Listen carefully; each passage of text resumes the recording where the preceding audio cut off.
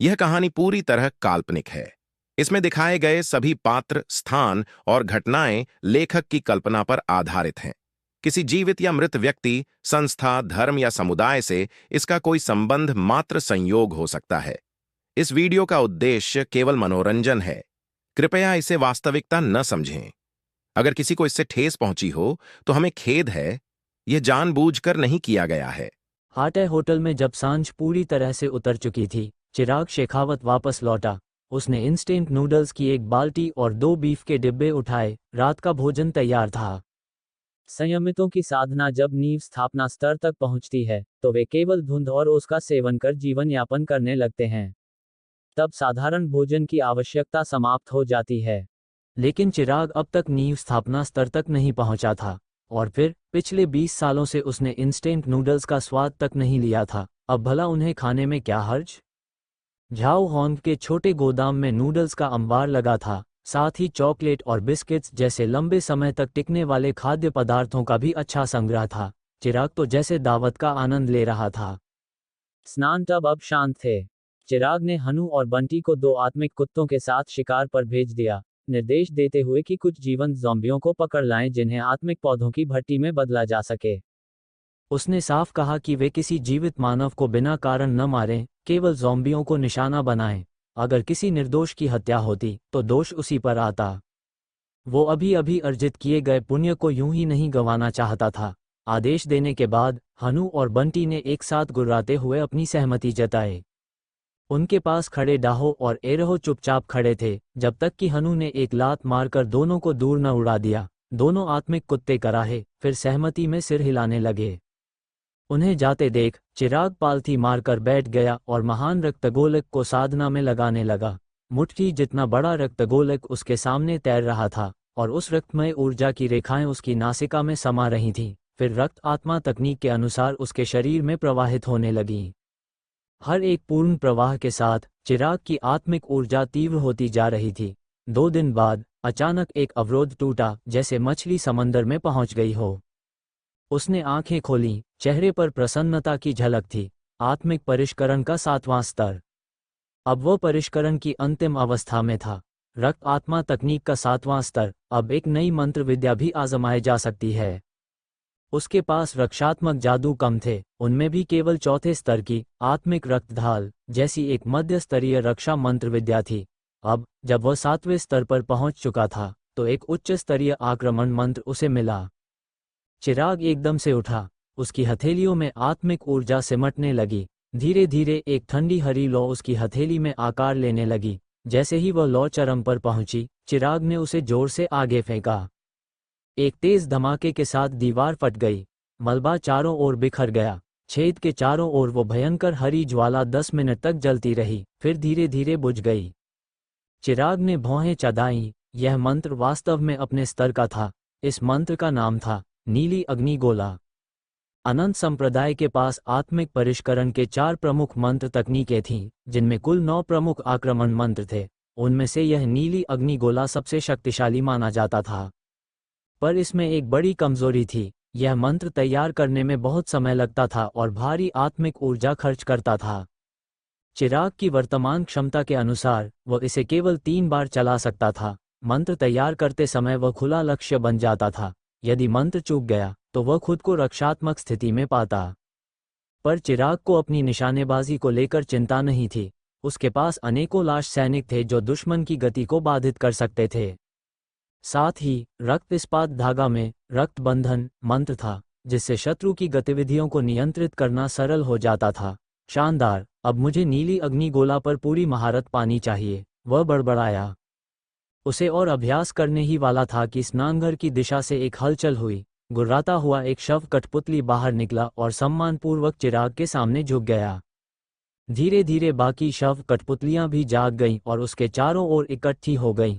चिराग ने पहले ही उनके शव शोधन अमृत में अपना रक्त मिला दिया था। यद्यपि यह उसके प्राण रक्त का नहीं था, फिर भी वह पहले ही उन्हें अपने अधीन कर चुका था। उसने उन्हें लाश पालन टॉवर में वापस बुलाया और एक पहचान मंत्र चलाया। परिणाम थोड़े निराशाजनक थे। सभी 6 यिन शव कमतर स्तर के निकले और उनकी मंत्र शक्तियां भी कमजोर थीं। कूदने की तकनीक, छलांग लगाने की तकनीक, तेज खाने की तकनीक, पानी संग्रह करने की तकनीक और मल जल शुद्धिकरण जैसी क्षमताएं उनमें थीं। एक शव में तो आत्मविस्फोट की तकनीक निकली, जो दुश्मन के पास पहुंचते ही खुद को उड़ा देने वाला था। चिराग ने झुंझलाते हुए आदेश दिया, तुम्हें ये मंत्र कभी इस्तेमाल नहीं करना है। मैंने इतनी मेहनत से अमृत और संसाधन लगाए और तुम लड़ाई में खुद को उड़ा दोगे, ये कहाँ का न्याय है? उसकी दृष्टि पहले स्नान टब की ओर गई, जहां अब भी झाओ हॉन की लाश पड़ी थी। बाकी सब निकल चुके थे, पर वो अब भी वहीं था। ये बात चिराग को अच्छी लगी। इसका मतलब था कि झाओ हॉन की लाश अभी भी अमृत को पूरी तरह सोख रही है। ये संकेत था कि उसमें गहराई से परिवर्तन हो रहे हैं। कुछ क्षण विचार करने के बाद चिराग ने एक और बाल्टी अमृत तैयार किया और टब में उंडेल दिया। इस गति से शायद 3 से 5 दिन और लगेंगे। इसके बाद चिराग एक खाली कमरे में चला गया और नीली अग्निगोला का अभ्यास करने लगा। उधर कालीधार सुरक्षा बल के परिसर का दृश्य एकदम अलग था। यहाँ का वातावरण साफ सुथरा और अनुशासित था। परिसर लोहे की बाड़ से घिरा था, जिसके ऊपर कांटेदार तार लगे थे। उन पर खून और मांस के टुकड़े चिपके थे। यह ज़ॉम्बियों से सुरक्षा का प्रमाण था। इसी समय गेट के सामने एक आदमी खड़ा हुआ। खोलो, मैं वांग योंग हूँ। गेट धीरे से खुला और वांग योंग भीतर चला गया। 2 दुबले पतले आदमी उसके पास आए और हंसते हुए बोले, भाई योंग, वो तीनों को रवाना कर दिया क्या? वांग ने पसीना पोंछते हुए जवाब दिया, हाँ, उन्हें भेज दिया। लिंजियांग सेना उन्हें ले जाएगी। अब मुझे अपने चचेरे भाई से मिलना है, कुछ ज़रूरी बात है। उनमें से एक ने पास की 3 मंजिला इमारत की ओर इशारा कर कहा, मैनेजर वहीं व्यस्त है, अभी मत जाना। भाई योंग, उनका मूड खराब हो सकता है।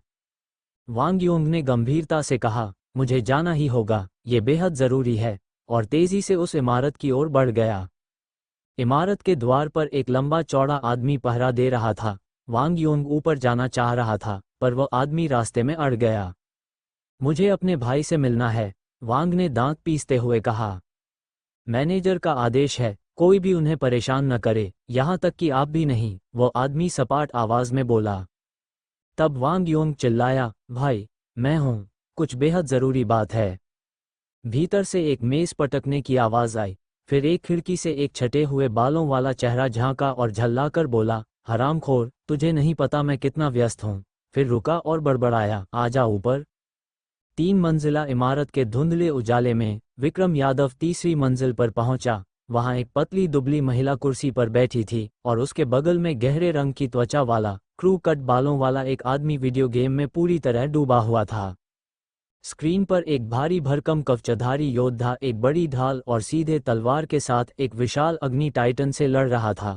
दूसरी स्क्रीन पर किसी फिल्म में प्रेम दृश्यों की झलकियां चल रही थीं, वो ही आवाजें जो विक्रम ने आते समय सुनी थीं। लेकिन विक्रम इस दृश्य से जरा भी हैरान नहीं हुआ। वो जानता था कि लोग सोचते होंगे ये कोई गुप्त अभ्यास या मीटिंग है, लेकिन असल में उसका बड़ा भाई सिर्फ गेम खेल रहा था। इसीलिए वह किसी को अपनी ऑफिस तक आसानी से आने नहीं देता था। एक ऐसा बॉस जो घंटों गेम खेले, उसकी गंभीरता कम लगती थी। अचानक स्क्रीन से एक चीख निकली और विक्रांत यादव ने कंट्रोलर नीचे रख दिया। ये दानव तो वाकई बहुत कठिन है। बोल, क्या बात है? उसने विक्रम की ओर देखते हुए कहा।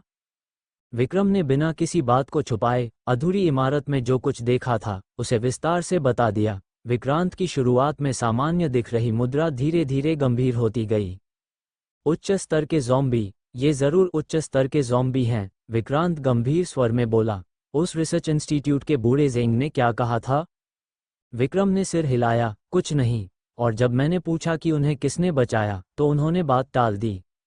विक्रांत ने हल्की सांस ली। पूरब सरोवर नगर वाकई में अब सुरक्षित नहीं है। अभी कुछ ही दिन पहले अजय राणा ने भी तो कहा था कि वॉलमार्ट पर एक उच्च स्तरीय ज़ॉम्बी दिखा था, फिर अचानक गायब हो गया। तो अब क्या करें? विक्रम ने पूछा। विक्रांत ने उसे घूरते हुए कहा, और क्या करेंगे? सतर्कता बढ़ाओ, उस इलाके से दूर रहो और लिंजिया सैन्य बल से मदद मांगो। हम उनकी निगरानी में ही बने हैं। जब पूरब सरोवर नगर में लगातार उच्च स्तर के ज़ॉम्बी आ रहे हैं, तो हमें उनसे सहायता मांगनी ही पड़ेगी। विक्रम मुस्कुराया, बड़े भाई, आप हमेशा ही आगे की सोचते हैं। विक्रांत फिर कंट्रोलर उठाने ही वाला था कि कुछ याद आया। अरे हाँ, तुम ठीक वक्त पर आए। अजय राणा ने दवाइयों और डिब्बाबंद खाद्य का एक बड़ा ऑर्डर किया है। कुछ आदमियों को लेकर वो डिलीवर कराओ। अरे, वो तो हमेशा दामों को लेकर शिकायत करता था, अब खुद ही मंगवा रहा है। विक्रम चौंका। विक्रांत ने लापरवाही से कहा, युद्ध श्वान गिरोह के पास दवाइयों की हमेशा कमी रही है। पहले तो इनकार करते रहे कि उनके पास पर्याप्त सामान है, अब जब खत्म हो गया तो मजबूरी में मुंहमांगी कीमत दे रहे हैं। विक्रम हंसा, ठीक है, मैं कुछ लोगों को लेकर रवाना होता हूँ। जाओ फिर। विक्रांत ने बिना देखे ही हाथ हिलाया और फिर से अपने मुश्किल गेम में डूब गया। कुछ देर बाद विक्रम और उसके दो साथी एक वूलिंग वैन में बैठकर होटल सूर्याश्र यानी युद्ध श्वान गिरोह के मुख्यालय की ओर रवाना हुए। गिरोह के कई अड्डे थे, लेकिन होटल उनका मुख्य केंद्र था। उत्तर दिशा में एक बड़ा ग्रीन हाउस था जहां से खाद्य सामग्री आती थी, और दक्षिण में एक छोटी मछली पालन यूनिट। पूरब सरोवर नगर छोटा था, लेकिन संसाधनों की अधिकता के चलते युद्ध श्वान और काली चोटी सुरक्षा दल के बीच कभी कोई जानलेवा टकराव नहीं हुआ। करीब 1 घंटे बाद वैन होटल सूर्याश्र के बाहर रुकी। जब एक आदमी नीचे उतरने ही वाला था, विक्रम ने तुरंत उसका हाथ पकड़कर रोक लिया। कुछ गड़बड़ है, यहाँ बहुत सन्नाटा है, युद्ध श्वान कभी ऐसे शांत नहीं रहता। विक्रम का चेहरा गंभीर हो गया। दिन के उजाले में, जब आमतौर पर वहां ताश खेलने, बहस करने और हंसी मजाक करने वाले लोग होते थे, आज कोई आवाज नहीं, कोई हलचल नहीं थी। ध्यान से देखो, विक्रम फुसफुसाया। दोनों साथियों ने इधर उधर झांका। तभी एक बोला, भाई विक्रम, वहां एक लाश है। नहीं, सिर्फ शरीर का टुकड़ा। विक्रम ने ध्यान से देखा। सचमुच, वहां केवल एक बांह और एक टांग पड़ी थी। यहां से भागो, जल्दी। विक्रम ने गले का ढीलापन महसूस करते हुए आदेश दिया। होटल पर हमला हुआ था, चाहे ज़ॉम्बी ने या किसी अन्य खतरनाक शक्ति ने, दुश्मन बेहद ताकतवर था। अजय राणा पहला स्तर वाला अधोमानव था, उसे इतनी चुपचाप खत्म कर देना आसान नहीं था। इससे साफ था कि हमला करने वाले बेहद खतरनाक थे। अब बस एक ही रास्ता था, जल्द से जल्द वहां से भाग जाना। वैन ने तेजी से स्पीड पकड़ी, लेकिन वो ज्यादा दूर नहीं गए थे कि अचानक कुछ आकृतियां सामने की छतों पर प्रकट हो गईं। विक्रम ने खिड़की से देखा, दो विशालकाय आकृतियां, मानो चलते हुए पहाड़ हों। उनका हर कदम जमीन को हिला रहा था। उनके चेहरे डरावने थे, शरीर से खून टपक रहा था, ज़ॉम्बी जैसे दिखते थे, पर कुछ अलग थे। और उनके साथ थे दो बड़े शिकारी कुत्ते, डाबू और ईरू, जो अजय राणा के पालतू थे। उच्च स्तरीय ज़ॉम्बी, और वो भी दो। विक्रम के रोंगटे खड़े हो गए, यहाँ तक कि अजय राणा के डाबू और ईरू भी अब इन्हीं के साथ हैं। गाड़ी तेज चलाओ, जल्दी, विक्रम चीखा। ड्राइवर ने पसीने में भीगते हुए एक्सीलरेटर दबा दिया। बाव ने चलती गाड़ी देख ली। उसमें छिपे जीवित इंसानों की गंध ने उसके भीतर की लोलुपता जगा दी। वो गुर्राने लगा और दौड़ने ही वाला था। डाबू और ईरू भी आगे बढ़े, घ्रर, लेकिन तभी भू ने एक डरावनी, गहरी गुर्राहट निकाली, जिससे तीनों शांत हो गए। बाव, डाबू और ईरू रुक गए, हालांकि उनके चेहरे पर अब भी गुस्सा साफ दिख रहा था। हर्र, ज़ॉम्बी और कुत्तों की निगरानी में वैन वहां से सरपट निकल गई। विक्रम का दिल बुरी तरह धड़क रहा था। वो पीछा तो नहीं कर रहे? गाड़ी और तेज चलाऊं? ड्राइवर चिल्लाया। नहीं। उब। विक्रम ने कई बार उल्टी की, फिर खुद को संभाल कर सीधा बैठा। तुम्हें अपनी ड्राइविंग सुधारनी चाहिए। ड्राइवर ने झेपते हुए मुस्कुराया। विक्रम ने पीछे झांका। वो चारों आकृतियां अब होटल की ओर बढ़ रही थीं। कुछ ही पलों में वो होटल में समा गईं। तभी विक्रम की आंखें खुल गईं। उसे सारा माजरा समझ में आ गया। युद्ध श्वान गिरोह शायद पूरी तरह से नष्ट हो चुका था। अजय राणा शायद अब जीवित नहीं था। होटल सूर्याश्र और उसके आसपास का क्षेत्र अब इन उच्च स्तरीय ज़ॉम्बियों का इलाका बन चुका था। चलिए, अभी लौटना है। तुरंत बॉस को इसकी जानकारी देनी है। विक्रम ने आदेश दिया। ठीक है, ठीक है, बस मुझ पर मत उगल देना, ड्राइवर ने सिर हिलाया। ब्लैक ब्लेड सिक्योरिटी कंपनी के नीचे एक साधारण 3 मंजिला इमारत के तहखाने में वांग योंग फिर से पहुंचा। जैसे हमेशा, मोटा गार्ड उसे रोकता है। वांग योंग जोर से चिल्लाया, भाई, मेरे पास तुम्हें एक बेहद जरूरी बात बतानी है, बहुत अहम मामला है। ऊपरी मंजिल से गालियां और शिकायतें बरसने लगीं। दीट, वांग योंग, क्योंकि तुम मेरे चचेरे भाई हो, इसका ये मतलब नहीं कि मैं तुम्हें सम्मान दूं। तुमने 2 बार मेरा काम बीच में रोका है। वांग गांगजियान ने खिड़की से सिर बाहर निकाला। उसका चेहरा गुस्से से लाल था, जैसे उसकी मेहनत अचानक बाधित हो गई हो। वांग योंग ने दहाड़ लगाई, यह ऊंचे स्तर के ज़ोंबी के बारे में है। तो ऊपर आओ, वांग गांगजियान ने तंज कसते हुए कहा। कुछ ही देर में वांग योंग वांग गांगजियान के सामने बैठा था। भाई, तुम अभी भी जॉइंट किंग से लड़ रहे हो। तुम्हें कोई स्किल नहीं है, छोड़ दो और समय बर्बाद मत करो, वांग योंग ने आधे मन से कहा। वांग गांगजियान ने नाक भान से कोड़ते हुए कहा, एक बार और कोशिश करता हूँ, मैं उसे जरूर हरा दूंगा। और फिर उसने फिर से अपने वर्चुअल गेम में गहराई से ध्यान लगाया। वांग योंग ने हल्की आह भरी, तुम सुनो, मैं तुम्हारे लिए खेलता हूँ, ठीक है? वांग गांगजियान ने तिरस्कार से कहा, अगर तुम उसे एक बार में हरा सकते हो तो मैं छोड़ दूंगा। कंट्रोलर लेकर वांग योंग ने अपने पात्र को हॉल से होते हुए जॉइंट किंग के सिंहासन तक पहुंचाया। उसने वहां रखा बड़ा तलवार उठाया और जोर से वार किया। कई वारों के बाद जॉइंट किंग जमीन पर गिर गया और कुछ और वारों से पराजित हो गया। कंट्रोलर नीचे रखते हुए वह वांग गांगजियान की आंखों में देखने लगा, अब सुनोगे? वांग गांगजियान आश्चर्य से भरा निगाहों से उसे देख रहा था। तुमने ये कैसे किया? वह तलवार इतनी ताकतवर क्यों थी? अब सुनोगे? वांग योंग ने दहाड़ लगाई। वांग गांगजियान ने मुंह बनाया, ठीक है, बताओ। वांग योंग ने बिना कोई बात छोड़े गंभीर चेहरे के साथ हाताई होटल में हुई अपनी घटना सुनाई। सच में, तुमने 2 ऊंचे स्तर के ज़ोंबी देखे? वांग गांगजियान का चेहरा गंभीर हो गया। बिल्कुल, वह कद काठी, वह आंखें, कोई आम ज़ोंबी ऐसा नहीं हो सकता, वांग योंग ने बराबर गंभीरता से कहा। उस वक्त जब उसे उस ऊंचे स्तर के ज़ोंबी की नज़र मिली तो उसके खून की नसें जैसे जम गई हों। अगर वह वैन समय रहते वहां से नहीं निकलती तो वह ज़ोंबी का खाना बन चुका होता। ये सच में बहुत जरूरी है, हमें अब से उस इलाके से बचना चाहिए, वांग गांगजियान ने गंभीरता से कहा। अगर वे ऊंचे स्तर के ज़ोंबी बाहर निकल आएं तो हम बैठकर मरने का इंतजार नहीं कर सकते, वांग योंग ने गंभीर स्वर में कहा। बिल्कुल नहीं, हमें लिंजियांग सेना से मदद मांगनी होगी और सुपरह्यूमन्स भेजवाने होंगे, वांग गांगजियान ने हामी भरी। अगर यह कहानी अमेज़न पर मिले तो ये लेखक की अनुमति के बिना ली गई है, कृपया रिपोर्ट करें। वांग योंग ने राहत की सांस ली। अच्छा है कि तुम्हारे पास योजना है, भाई।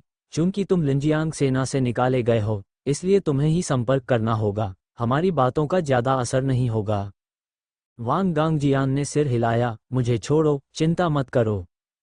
5 दिन बाद हाताई होटल में चेतन शेखावत ने गहरी सांस ली और अपनी साधना पूरी की। अब उसके पास केवल 9 बड़े रक्त मणि बचे थे, बाकी सब उसने आत्मसात कर लिए थे। उसने अपने दांतियन, जिसमें साधक की आध्यात्मिक ऊर्जा जमा होती है, में हल्का सूजन महसूस की और साधना बंद करने का फैसला किया। कोई हलचल है। चेतन अचानक बाथटब से कोई आवाज सुनता है। वह तुरंत वहां गया और देखा कि एक विशाल कंकाल कठपुतली बाथटब से बाहर निकल रही थी। 2 पूरे बाथटब की कंकाल शोधन अमृत को अवशोषित कर लेने के कारण उसका आकार काफी बढ़ चुका था, लगभग 8 फीट ऊंचा। उसका शरीर मांसपेशियों और उभरी नसों से भरा हुआ था, एक मजबूत योद्धा की मूर्ति जैसा दिख रहा था। उसके छाती, पीठ और जोड़ पर सफेद हड्डी की बख्तरबंद कवच उगाई थी। और भी चौंकाने वाली बात, उसके बाएं हाथ में हड्डी की ढाल थी और दाहिने हाथ में हड्डी की भाला, दोनों फीके भयानक चमक से लिपटे हुए, जो साफ तौर पर साधारण हथियार नहीं थे। चेतन थोड़ा चकित हुआ, ये कंकाल कठपुतली प्राकृतिक रूप से जादुई उपकरणों से लैस थी। एक गर्जना के साथ कंकाल कठपुतली ने आकाश की ओर दहाड़ लगाई, जैसे अपनी पुनर्जन्म का जश्न मना रही हो। आसपास की अन्य नई कंकाल कठपुतलियां कांप उठीं, जमीन पर गिर गईं और सिर नहीं उठाया। दाहो और एरहो इतने डर गए कि वे पेशाब कर बैठे, जबकि केवल हु और बाओ ने इस जबरदस्त ऊर्जा का सामना किया। चेतन कंकाल कठपुतली के सामने खड़ा था, उसकी नजरें ठंडी और स्थिर थीं।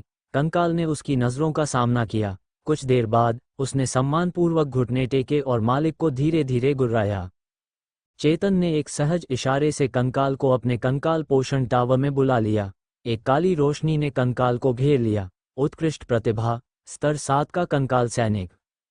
चेतन की आंखें चमक उठीं। इस कंकाल की जन्मजात क्षमता उसकी उम्मीदों से बहुत अधिक थी। उच्च गुणवत्ता वाला और पहले से ही स्तर 7 का कंकाल सैनिक, जो एक 7वें स्तर के की शोधन साधक के बराबर था। चलो देखते हैं तुम्हारे पास कौन से जादू हैं। चेतन ने फिर से पहचान जादू डाला। गोल्डन लाइट, दिव्य शक्ति, कंकाल गर्जना।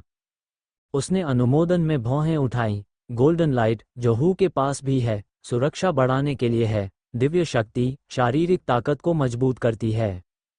लेकिन कंकाल गर्जना सच में चौंकाने वाली थी, क्योंकि यह माना जाता है कि यह कंकाल सैनिकों के लिए सबसे बेहतरीन जन्मजात कौशलों में से एक है। सक्रिय होने पर यह आसपास के दुश्मनों की आत्माओं को भयानक चोट पहुंचाता है, जबकि खुद कंकाल कठपुतली के आक्रामक स्वभाव को बहुत बढ़ा देता है। एक कंकाल कठपुतली जिसके पास कंकाल गर्जना है, वह निश्चित रूप से अपने समूह में नेता होती है। जब तक वह जीवित रहती है, आसपास के कंकाल कठपुतलियां मौत तक जोश से लड़ती रहेंगी। उत्कृष्ट, उत्कृष्ट, उत्कृष्ट। चेतन ने 3 बार तारीफ की। उसकी आंखें संतोष से चमक रही थीं, कंकाल कठपुतली को देखते हुए। अब तुम्हें नाम देने का समय है। क्या नाम रखा जाए? तुम्हारा पहले नाम था झाओ होंग। झाओ एक प्रसिद्ध उपनाम है। होंग विशालता और शक्ति का प्रतीक। दोनों गहरे अर्थों को मिलाकर तुम्हारा नाम लॉन्ग रखा जाए। चेतन ने संतुष्टि में सिर हिलाया। गर्जना करते हुए लॉन्ग ने अपना नया नाम स्वीकार किया। लॉन्ग, हू, जाओ और खुद शिकार करो। हू, लॉन्ग को नियम सिखाओ, क्या करना है और क्या नहीं, चेतन ने निर्देश दिए। लॉन्ग और हू दोनों दहाड़े और फिर इमारतों के बीच गायब हो गए। उसके बाद चेतन ने बाओ और अन्य 6 कंकाल कठपुतलियों को फिर से कंकाल पोषण टावर में डाल दिया। टावर के अंदर घना यिन ऊर्जा कंकाल कठपुतलियों के लिए बेहद लाभकारी है, जिन्हें केवल मांस और खून ही नहीं, बल्कि काफी मात्रा में यिन ऊर्जा भी चाहिए होती है। इन कार्यों को पूरा करने के बाद चेतन ने फिर से अपनी साधना शुरू की। उसका लक्ष्य था कि वह की शोधन के 9वें स्तर तक पहुंच जाए, फिर मिस्टिक एजियो क्षेत्र लौटे। इतनी सारी कंकाल कठपुतलियों और नए बदले हुए रक्त स्टील तार के साथ उसकी ताकत निश्चित रूप से नींव स्थापना चरण से नीचे सबसे मजबूत होगी, और वह सामान्य की शोधन साधकों से अप्रभावित रहेगा। मिस्टिक एजियो क्षेत्र लौटने पर उसे बस कुछ आध्यात्मिक जड़ी बूटियां और औषधियां इकट्ठा करनी होंगी ताकि वह नींव स्थापना चरण पर हमला शुरू कर सके। आध्यात्मिक आधार स्तर तक पहुंचने के लिए पारंपरिक साधकों को लगभग हमेशा आधार निर्माण औषधि की आवश्यकता होती है। केवल कुछ ही अत्यंत प्रतिभाशाली व्यक्ति ऐसे होते हैं जो आत्मिक ऊर्जा को स्वयं तरल रूप में परिवर्तित कर उस स्तर तक बिना औषधि के पहुंच सकते हैं, परंतु यह औषधि अत्यंत दुर्लभ और महंगी होती है। इस औषधि का मुख्य घटक है ताओ कालत्र पुष्प, जो स्वयं में ही 10 मध्यम आत्मिक पत्थरों के बराबर मूल्य का होता है। हर संप्रदाय की अपनी अलग औषधि विधि होती है, जिसमें 7 से 12 आत्मिक शुद्धिकरण स्तर की औषधियां और भी मिलाई जाती हैं, लेकिन इन सब के बावजूद औषधि का सफल निर्माण सुनिश्चित नहीं होता। एक कुशल औषधिकार यदि 10 प्रयासों में से 4 बार भी सफल हो जाए तो उसे योग्य माना जाता है। परंतु अधर्मी साधकों ने एक भिन्न मार्ग अपना लिया है। वे ताओ कालत्र पुष्प की जगह जीवन आत्मा पुष्प का उपयोग करते हैं, जो शक्तिशाली प्राणियों की आत्मा से उत्पन्न होता है। आत्मिक औषधियों की जगह वे अन्य सस्ते विकल्पों का प्रयोग करते हैं, जिससे औषधि निर्माण की लागत काफी कम हो जाती है। ये औषधि उनके बीच रक्त आधार औषधि के नाम से जानी जाती है। चेतन शेखावत के पास परंपरागत औषधियों की व्यवस्था नहीं थी, इसलिए वह पहले से ही रक्त आधार औषधि बनाने के लिए तैयार था। ध्यान जारी रखो। चेतन ने गहरी सांस ली, आंखें मूंदी और विशाल रक्त मोतियों का शुद्धिकरण जारी रखा। समय तेजी से बीत गया। 1 महीना जैसे पलक झपकते ही निकल गया। हाताई होटल की छत पर बैठा चेतन अभी भी भोजन के बिना नहीं रह सकता था, इसलिए हर रक्त मोती के बाद उसे कुछ खाने के लिए रुकना पड़ता। आत्मिक शिकारी कुत्तों के भंडार में रखा भोजन अब लगभग समाप्त हो चुका था। इस 1 महीने में लगातार रक्त मोतियों के सेवन से चेतन का साधना स्तर तेजी से बढ़ा था। अब वह आत्मिक शुद्धिकरण के 8वें स्तर की सीमा पर था। बस एक पतली दीवार उसे 9वें स्तर से रोक रही थी, परंतु उसके पास केवल एक अंतिम रक्त मोती बचा था, और अभी तक उस दीवार के टूटने का कोई संकेत नहीं था। अब टूट जा। चेतन ने अंतिम रक्त मोती को आत्मसात करना शुरू किया। प्राणशक्ति उसके शरीर में उफान मारने लगी। उसने दहाड़ लगाई, माथे पर नसें फूट पड़ीं। कभी कभी एक साधक की स्वेच्छा शक्ति ही उसकी साधना को आगे बढ़ा देती है। शायद चेतन की वह अदम्य इच्छा या फिर उसके भाग्य का कोई चमत्कार था, लेकिन उसी क्षण 8वें और 9वें स्तर के बीच की बाधा चकनाचूर हो गई। उसकी आभा फूट पड़ी, धूल उड़ गई। होटल की छत एक झटके में साफ हो गई। बाओ और उसके साथ के 6 शव योद्धा छत की सुरक्षा कर रहे थे। वे सामान्यतः शांत रहते थे। चेतन की प्रचंड ऊर्जा ने बाओ को इतना डरा दिया कि वह चीख पड़ा, और बाकी 6 शव योद्धा जमीन पर लेट गए, सिर उठाने की भी हिम्मत नहीं कर सके। चेतन की आभा कम होने के बाद ही वे धीरे धीरे उठे और बच्चों जैसे जिज्ञासु भाव से उसकी ओर देखने लगे। चेतन ने एक थकी हुई सांस छोड़ी और धीरे से अपनी आंखें खोलीं। आत्मिक शुद्धिकरण का 9वां स्तर। उसने मुस्कुराते हुए कहा, अब बस मेरा दांतन पूरी तरह भर जाए तो आधार स्तर की ओर छलांग लगाई जा सकती है। कुछ दूर से एक शव के दहाड़ने की आवाज आई जो पास आती जा रही थी। कुछ ही क्षणों में लौंग और हू छत पर प्रकट हुए। हर एक के पास एक आत्मिक शिकारी कुत्ता था। चेतन को देखकर हू ने तुरंत सिर झुकाकर सम्मान प्रकट किया। दाहो और एरहो ने भी ऐसा ही किया। हालांकि उन्होंने चेतन को औपचारिक रूप से गुरु नहीं माना था, लेकिन भीतर से वे उसे अपना स्वामी स्वीकार कर चुके थे। लौंग थोड़ा हिचकिचाया, उसने सिर नहीं झुकाया। चेतन की नज़र ठंडी हो गई। उसने कहा, 8वें स्तर पर पहुंचकर खुद को बहुत ताकतवर समझ लिया, अब मेरी अवहेलना करेगा? उसने हल्के से नाक फड़काई और उसकी आत्मिक ऊर्जा फूट पड़ी। लौंग पर जैसे एक पर्वत गिर पड़ा। दबाव सहन न कर पाने पर लौंग तुरंत घुटनों के बल गिर गया और घुटनों की हड्डियां चटकने की आवाज आए। लौंग दर्द से चिल्लाया पर उठने की हिम्मत नहीं की। उसे अब समझ में आ गया था कि उसका स्वामी उससे कितना अधिक शक्तिशाली है। विद्रोही, चेतन ने ठंडे स्वर में कहा। शव योद्धा केवल मूक हत्यारे नहीं होते, वे अपने पूर्व जीवन के कुछ गुणों को बरकरार रखते हैं। लौंग का स्वभाव विद्रोही प्रतीत होता था। अब तुम 7वें स्तर का शव सैनिक हो। अच्छा काम किया, ये लो तुम्हारा इनाम। चेतन ने उंगली घुमाकर रक्त मोती उसकी ओर फेंका, जिसे हू ने लपक कर निगल लिया। सीधे मांस खाने की तुलना में चेतन की कला से तैयार रक्त मोती कहीं अधिक प्रभावी होते हैं। इसके बाद हू ने चेतन की चोली का कोना खींचा, मानो कुछ कहना चाहता हो। चेतन का मन कांप उठा और उसने मानसिक रूप से हू से संपर्क किया। थोड़ी ही देर में उसने बात समझ ली। तुमने विशाल भेड़ियों का एक गढ़ खोजा है जो तुम पर घात लगाकर हमला करने की योजना बना रहे हैं। चेतन का ध्यान खींच गया। मानवों ने आत्मिक ऊर्जा के प्रवाह को सहन कर स्वयं को महामानव के रूप में विकसित कर लिया था। पशु और पौधे भी इस ऊर्जा के असर से विकसित होकर विलक्षण प्राणी और वनस्पति बन गए थे। वे विशाल भेड़िए घात लगाने जैसी रणनीति बना पा रहे थे। इससे स्पष्ट था कि उनकी बुद्धि कम नहीं थी। ये पूर्व झील नगर के जीवित मानवों के लिए चिंता का विषय था, परंतु चेतन के लिए यह एक महान अवसर था। वे भेड़िए शक्तिशाली और समझदार थे। शायद उन्हें जीवन आत्मा पुष्प के पोषण के लिए उपयोग में लाया जा सकता था। रहस्यमयी नील क्षेत्र में लौटने से पहले जीवन आत्मा पुष्प के लिए एक पोषण भूमि तैयार कर लो। जब तक मैं क्षेत्र से लौटूं, वे पुष्प परिपक्व हो जाएं। चेतन ने सोचा। उन भेड़ियों की बस्ती कहाँ है? उसने पूछा। हू ने उत्तर दिशा की एक छोटी पहाड़ी की ओर इशारा किया। चेतन ने सिर हिलाया। लौंग, हू और बाकी 6 मेरे साथ चलो। बाओ घर की रखवाली करेगा।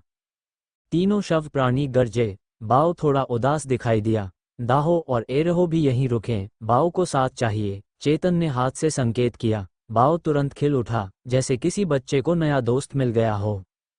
चेतन ने लौंग, हू और बाकी शव योद्धाओं को शव पोषण टॉवर में समेटा और उत्तर दिशा की ओर अपनी उड़न तलवार पर सवार होकर चल पड़ा। लंबे विचार के बाद वांगयोंग ने आखिरकार कहा, वे जीव ठीक उसी हाईवे को रोक रहे हैं जो लिंजियांग सेना अड्डे से यहां तक जाता है। लिंजियांग की एक छोटी टुकड़ी भी उनके हमले के सामने ध्वस्त हो गई। केवल एक ही आत्मा सुरक्षित भागने में सफल रही। मेरा प्रस्ताव है कि हम जल्दबाजी न करें। हमारी प्राथमिकता अब जानकारी जुटाना है, उनकी संख्या का पता लगाना और उनका निवास स्थान ढूंढना। जब लिंजियांग और सैनिक भेजेगा, तब हम उन्हें घेर कर पूरी तरह से नष्ट कर देंगे। ये सुनकर वांग गांगजियान ने सहमति में सिर हिलाया। सही योजना है, चलो वैसे ही करते हैं। सॉन को लेकर उनकी असली ताकत का पता लगाते हैं। वांगयोंग ने सिर हिलाया और तुरंत इंतजाम करने लग गया। कुछ ही देर बाद तीनों वैन में चढ़ गए।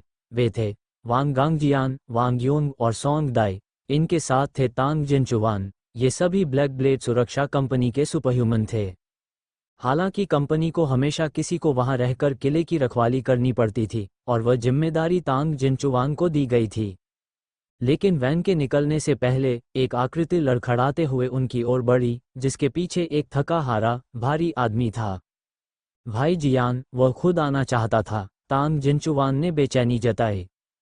वांग गांगजियान ने सामने खड़े पीले चेहरे वाले आदमी की ओर देखा और धीरे से आह भरी, जुआंग कियांग, इतनी गंभीर चोटों के साथ तुम्हें यहाँ नहीं होना चाहिए।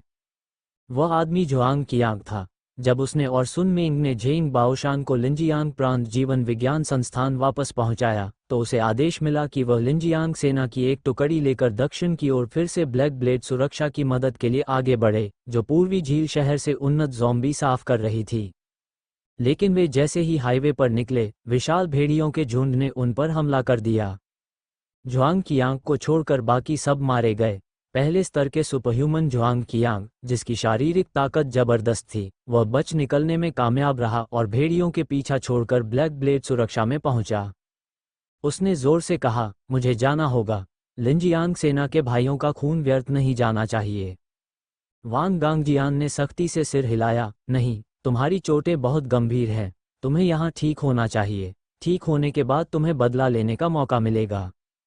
जुआंग कियांग ने दांत पीसते हुए कहा, मेरा तोहफा वुड स्पिरिट है, मैं पौधों के जरिए जासूसी कर सकता हूँ। क्या आप नहीं चाहते कि हम उन विशाल भेड़ियों की सच्चाई का पता लगाएं? मैं इस काम के लिए सबसे उपयुक्त हूँ। वांग गांगजियान और बाकी ने एक दूसरे को देखा, एक भौं उठी। असाधारण शक्तियां वाकई अलग और अनोखी होती हैं, हर इंसान की क्षमता अपनी तरह की होती है। जुआंग कियांग की पौधों से जासूसी करने की क्षमता इस मिशन के लिए सबसे बेहतर थी। वांग गांगजियान गंभीर स्वर में बोला, ठीक है, तो हमारे साथ चलो, हम तुम्हारी पूरी रक्षा करेंगे। ये सुनकर जुआंग कियांग के चेहरे पर हल्की मुस्कान आई और वह वाहन में बैठ गया। वैन ने पीछे धूल उड़ाई और सीधे पूर्वी झील शहर की ओर जाने वाले सबसे उत्तरी हाईवे की तरफ बढ़ गई। पूर्वी झील शहर एक छोटा सा कस्बा था और इसका लिंजियांग सेना से एकमात्र रास्ता यही हाईवे था। हर बार लिंजियांग सेना की मदद इसी रास्ते से आती थी। यदि कोई दूसरा मार्ग अपनाया गया तो दोनों गति और सुरक्षा में कमी आएगी। इसलिए इस हाईवे के सभी बाधाओं को, जिसमें सायोनिक ताकतों से प्रभावित असाधारण जानवर भी शामिल हैं, दूर करना आवश्यक था। जैसे ही वांग गांगजियान और साथ ही ब्लैक ब्लेड सुरक्षा से निकले, हाईवे के ऊपर से एक तलवार की गूंज सुनाई दी। एक आकृति उभरी, चेतन शेखावत। चेतन ने सड़क के एक समतल हिस्से पर उतरना चुना। ये हाईवे अक्सर यात्रियों से भरा रहता था और खड़ी गाड़ियां किनारों पर खींची हुई थीं। चेतन ने सहजता से लॉन्ग हु और 6 कॉप्स पपेट्स को अपने पास बुलाया। तुम्हारा हमला कहाँ हुआ था? चेतन ने पूछा। हु गुर्राया और आगे की ओर इशारा किया। चेतन ने सिर हिलाया और तेज कदमों से आगे बढ़ा। पलक झपकते ही वह सैकड़ों मीटर की दूरी तय करके एक पिकअप ट्रक तक पहुंच गया, जो खराब हो चुका था और उसके निशान ये दर्शा रहे थे कि यह केवल 3 दिन पहले यहाँ था। ट्रक पर लिंजियांग सेना लिखा था और वह कई पंजों के निशान से भरा था। आसपास लड़ाई के निशान और बिखरे हुए खून थे। साथ ही उसने कई जगह भेड़ियों के बाल भी देखे। तभी हाईवे के दाहिनी ओर जंगल से एक धीमी आवाज आए। यह मदद की आवाज लग रही थी। चेतन के भौं उठ गए और वह आवाज की ओर तेजी से बढ़ा। जैसे जैसे वह नजदीक पहुंचा, आवाज स्पष्ट हुई। यह एक शिशु का रोना था। उसकी नज़र जंगल में एक खून से सना कपड़ों के ढेर पर पड़ी, जो हल्का हल्का हिल रहा था। रोने की आवाज वहीं से आ रही थी। चेतन ने अपनी चाल तेज की। लॉन्ग हु और अन्य कॉप्स पपेट्स उसके पीछे पीछे चल रहे थे। जो भी शिशु के रोने की आवाज सुनेगा, उसके मन में दया जागेगी। सबसे निर्दयी हत्यारे भी एक पल के लिए ठहर सकते हैं। लेकिन चेतन नहीं रुका। जैसे ही वह कपड़ों के ढेर से 50 मीटर दूर था, उसका दाहिना हाथ पहले से ही एक नेदर फायर ऑर्ब बना रहा था। जब केवल 10 मीटर दूर था, तो उसने अचानक अपना हाथ उठाया और ऑर्ब फेंक दिया। धमाका, तेज विस्फोट हुआ। कपड़े और पेड़ हवा में उछल गए, साथ में ताज़ा मांस के छींटे भी बिखर गए। धड़ाम, एक मांस का टुकड़ा जो बालों से ढका था, चेतन के पैरों के पास गिरा। बाल लंबे और मोटे थे, साफ तौर पर मानव के नहीं थे। यह निश्चित रूप से भेड़ियों के बाल थे। सायोनिक ताकतें वाकई अजीब हैं, जो तुम्हें शिशु के रोने की नकल करना सिखाती हैं ताकि बेगुनाहों को फंसाया जा सके, चेतन ने ठंडे स्वर में कहा। लेकिन अफसोस, तुम्हारी समझ अभी भी कम है, वह बोला। यहाँ इस हाईवे के पास कोई जीवित इंसान नहीं है, तो शिशु के रोने की आवाज़ इतनी जोर से कैसे आ सकती है? जैसे ही उसने ये कहा, जंगल के अंदर से 13 से अधिक आकृतियां बाहर आईं। हर एक 3 मीटर से ऊंची थी, असाधारण रूप से चुस्त और फुर्तीली। वे एक छलांग में 5 से 6 मीटर तक जा सकती थीं। पल भर में उन्होंने चेतन और उसके कॉप्स पपेट्स को चारों ओर घेर लिया। पास की एक चट्टान पर 2 पुरुषों की ऊंचाई से भी बड़ी एक विशाल भेड़िया खड़ा था, जो चेतन पर नजर गड़ाए था। उसकी एक आंख में ठंडी और खूंखार चमक थी। वह भेड़िया राजा था। चेतन, उत्सुक, उस भेड़िया राजा की मजबूत मांसपेशियों की प्रशंसा करता हुआ मुस्कुरा पड़ा। ये भेड़िया राजा निश्चित रूप से दूसरे स्तर का सुपरनैचुरल जीव था। उसके झुंड में कई पहले स्तर के सुपरनैचुरल जानवर भी थे। बाकी विशाल भेड़िए हालांकि सुपरनैचुरल नहीं थे, सामान्य जंगली भेड़ियों से आकार और ताकत में कहीं अधिक थे। अचंभे की बात नहीं कि लिंजियांग सेना के सैनिकों को रोकने वाला इतना बड़ा भेड़ियों का अड्डा हाईवे के पास था।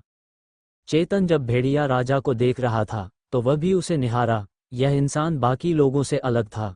शक्तिशाली आग के गोले फेंकने वाला और कई ज़ॉम्बियों के साथ उसे भेड़िया गहरा खतरा महसूस कर रहा था।